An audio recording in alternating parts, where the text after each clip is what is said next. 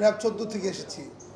তো আপনারা জানেন নিশ্চয়ই গতকাল রাজধানীর সেকেরটেক এলাকায় বিকাশের দোকানে ছিনতাই এবং তুরাগ হাউজিং এলাকায় পুলিশকে ধারালো চাপাতির আঘাতে আহত করা ছিনতাইগিরি চক্র গ্রেপ্তারে অভিযান চালিয়ে মোহাম্মদপুরের শীর্ষ সন্ত্রাসী এক্সেল বাবু এবং কবজিকাটা আনোয়ার গ্রুপের second in command Abu Sayeed সহ মোট 6 জন ছিনতাইকারীকে গ্রেপ্তার ও ছিনতাইকারীতে ব্যবহৃত একটি মোটরসাইকেল ও একটি সামুরাই উদ্ধার করেছে র্যাব 2। গতকাল 16 জুন 2026 আনুমানিক 16:45 ঘটিকায় রাজধানীর আদাবর থানাধীন সেকেরটেক 7 এলাকার একটি বিকাশের দোকানে ঢুকে বিকাশের এজেন্টকে প্রকাশ্যে চাপাতি দিয়ে কুপিয়ে তার কাছে থাকা 3 লাখ টাকা ও মোবাইল ছিনতাইয়ের ঘটনা ঘটে। প্রাপ্ত তথ্যের ভিত্তিতে আদাবর থানা পুলিশ তুরাগ হাউজিং এলাকায় ছিনতাইকারীদের আস্তানায় অভিযান পরিচালনা করতে গেলে ছিনতাইকারীরা দেশীয় অস্ত্র নিয়ে পুলিশের উপর আক্রমণ করে। ছিনতাইকারীদের চাপাতির আঘাতে আদাবর থানার অফিসার ইনচার্জ জাহিদুল ইসলাম এবং এসআই তরুণ গুরুতর আহত হয়। আত্মরক্ষার্থে পুলিশ পাল্টা গুলি চালালে আমির ও রুবেল নামে 2 ছিনতাইকারী গুলিবিদ্ধ হয়। তাৎক্ষণিক অভিযানে আমির, রুবেল সহ মোট 6 জন ছিনতাইকারীকে আটক করে পুলিশ। ঘটনার সংবাদ প্রাপ্তির পর ছিনতাইকারী চক্রের মূল হোতাসহ অন্যান্য সদস্যদের গ্রেপ্তার এবং অস্ত্র উদ্ধারের লক্ষ্যে র্যাব 2 এর গোয়েন্দা টিম ঘটনাস্থল এবং আশপাশ এলাকায় গোয়েন্দা নজরদারি বৃদ্ধি করে।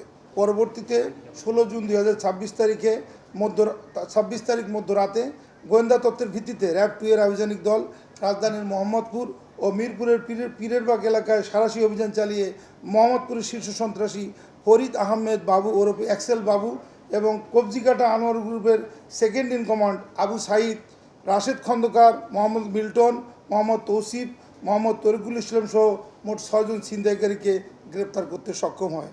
একই সাথে ছিনতাইকারী ব্যবহৃত মোটরসাইকেল ও সামুরাই উদ্ধার করে।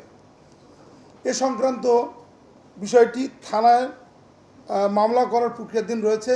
মামলার কপি পেলে আমরা আরও বিস্তারিত আপনাদের জানাতে পারবো। সবাইকে ধন্যবাদ। আসসালামু আলাইকুম। সেকেন্ড ইন কমান্ড সে নিজেই স্বীকার করেছে এবং আমাদের কাছে তথ্য আছে সে কবজিকাটা আনোয়ার গ্রেপ্তারের পর পুরো এই নেক্সাসটার কিংপিন হিসেবে সে কাজ করছে।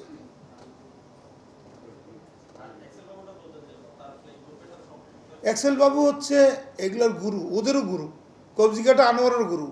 হ্যাঁ, সে কারণে কালকের ঘটনা যেহেতু থানার ওসি এবং থানার অন্যান্য পুলিশ সদস্যরা গুরুতর আহত হয়েছে এবং তারা আমাদের কাছে এটা স্বীকার করেছে যে কিভাবে তারা এই মানে ছিনতাই এবং সন্ত্রাসী কাজটা করেছে।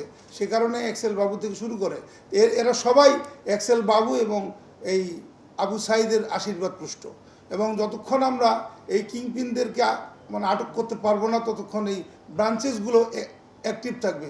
এ কারণে আমরা একটু অ্যাগ্রেসিভ পুলিশিং করতে চাই, আপনাদের সহযোগিতা চাই। ধন্যবাদ সবাইকে। বেশি মন্তব্য করার সুযোগ কম, আমরা ইনভেস্টিগেশন করে দেখি। মাত্রই তো একটি নবনির্বাচিত সরকার এসেছে, তো আমি যতটুকু জানি যে নতুন সরকারের এইসব ব্যাপারে একদম 0 টলারেন্স নীতি ঘোষণা করেছে তারা। এভাবে বোধহয় সুযোগ কম, ছত্রছায়া পাওয়ার সুযোগ কম। হ্যাঁ, তথ্য পেলে আমরা অবশ্যই আইনে যতটুকু কভার করে ওই ব্যবস্থা আমরা অবশ্যই নিব। ধন্যবাদ সবাইকে।